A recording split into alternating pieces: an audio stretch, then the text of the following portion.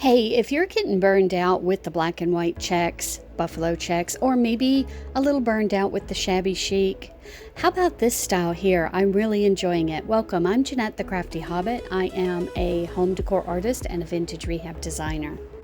This glass votive holder is new in my shop, and it is a blend of French country. I call it a French country, but it's a blend of shabby chic, a black and white check, and a country style decor all wrapped up into one theme. Now the black and white checks are distressed out heavily, and it gives it that cozy, warm, inviting country feel to it, but still that dressy, sophisticated, elegant overlay of the black and white checks.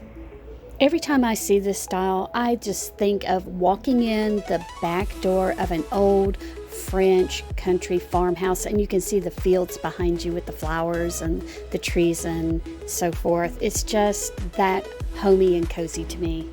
So yeah, this piece is new in the shop. The link is in the description below. Y'all are gonna have to help me come up with a name for this, and let me know what you think. Thank you so much for stopping by. If you want to see new items that are available, subscribe to my channel, hit the notification bell. Otherwise, we'll see you on the next one.